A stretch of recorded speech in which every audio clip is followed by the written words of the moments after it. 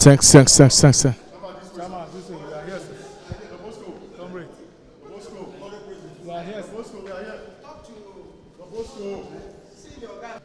What was communicated to you as the outcome of the meeting?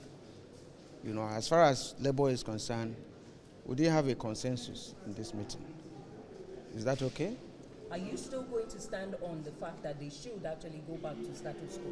That's the principle of negotiation. You don't put the partner, ask him to negotiate under gunpoint. What are the prayers of the NLC? The prayers of NLC is that we go back to status quo, negotiate, think of alternatives, and all the effects and how to manage the effects this action is going to have on the people. If it is an action that must take off. Does it mean restoration of subsidy? Well, the subsidy provision has been made up to the end of June.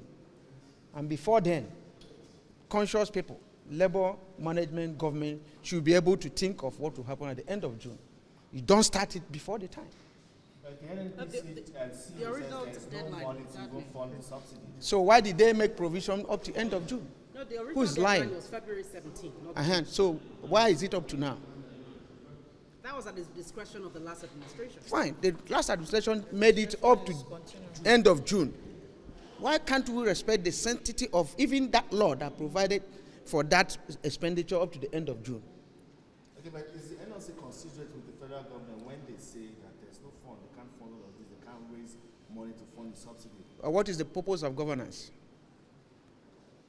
What's the purpose of governance? Is it the duty of NLC to raise funds for the government, to collect tax, to sell crude at the international market when the price of crude is going high? And the government that is a major exporter of a crude product is telling him there's no money. Other countries that are in the same scenario are eating fat. Mr. President, do you think it's realistic to continue payment of subsidy? Why do you keep on hammering on subsidy? What do you understand by subsidy? Has anybody explained to you the meaning of subsidy? What did they say is subsidy? Is there any country, even in the US, there's subsidy on wheat products? Is there any country that does not subsidize living of people, even if it's by providing public transportation? Well, those are issues we are looking at. If you're a major, producer of crude, and you refine abroad, you carry the crude abroad and refine and bring it, definitely there will be difference in the price, and that's what they are paying. If your fathers establish a refinery, and that refinery dies in your hands, and you are now refining abroad, you ask yourself some questions. We have refineries, Kaduna, Warri, Sapele, Port Harcourt. Why are they not functioning? That we have to go and refine abroad. The transportation money, the refining cost at international price or rate, and we bring it back here. And the same government pays the difference in cost of what it is here and what it's internationally. That's the subsidy they are telling you about. But what happens if the government says they cannot? You are still talking in the sense of in the state of dictatorship. What will happen if this is said? It's not all about conversation. It's not democratic way. If you say this thing is happening this way and you are engaged in discussion, if what happens there is take it or leave it, which doesn't have any space in the current dispensation. It's all about the people. The people matter. If they say, this is the project you are bringing, you are removing subsidy, you have been spending money for this friends. Remember 2011, we were here, this compound, and we agreed on some principles, repair our refineries, to start operation latest by December last year. They were not done. We agreed on issue of CNG. The CNG product is eco-friendly and is cheaper than the PMS they're selling now. And some people say they can convert within 3 months. If we have done all these things, what will you be calling subsidy? The Dangote refinery is there to be producing. If any of these refineries are producing, we won't have all this challenge we're having today. That's the language of labor. Now, will anybody increase their salary by 300% with what has happened now? This question is good. We'll come to the basics as of today. Transportation has gone beyond that. I don't know what they're paying you, but you cannot, it's not enough for your transportation. That's what we are saying. It's not because there is any a dogma on subsidy. No, but we should converse in a free environment and atmosphere and arrive. If we agree for a meeting by 2 today, and in the morning, you come out with price modulation, how can you fix price in a deregulated market? If you are talking of deregulation in the classical sense of it, it has to be determined by market forces. What I buy, I sell. But by the time you now dictate the prices, this amount. Now what is happening? Is that deregulation? But that was just NNPC's price. They didn't dictate to other independent marketers. So which other are the marketers?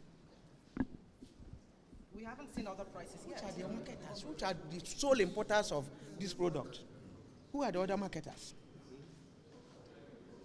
So my colleague will have a lot to tell you guys. You guys don't sound optimistic about this meeting. It's about to consume in a few hours. Okay. No. Go ahead. Okay. I will change. Yeah, you said. You don't sound optimistic about this meeting that is going to continue in a few hours.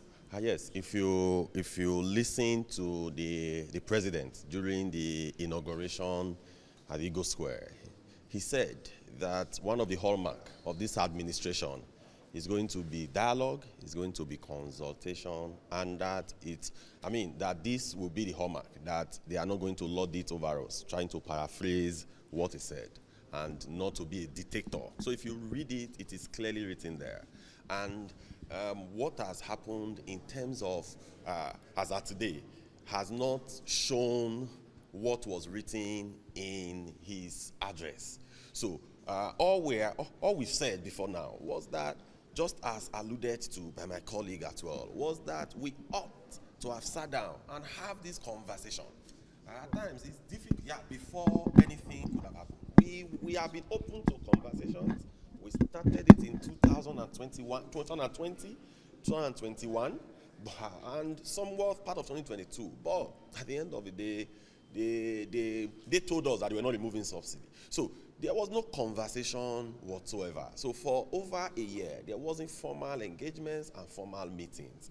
And because there were informal engagements and meetings, that is why we found ourselves here today.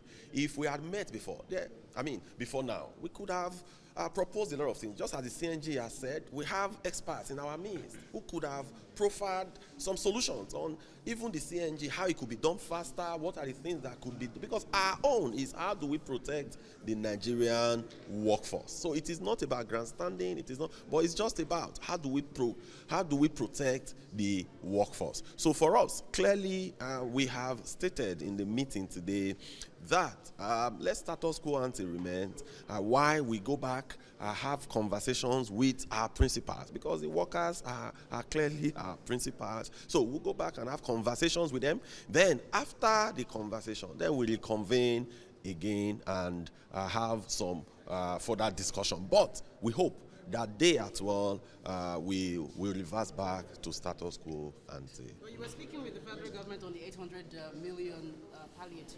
What was the conclusion about? So there is nothing that has been concluded. That is why we are reconvening. So there was nothing that was concluded. So that is why we will reconvene again. So we'll still start buying fuel at the rate of 537. Status quo ante. So when you Google it, you get the meaning clearly. So, Okay. thank you.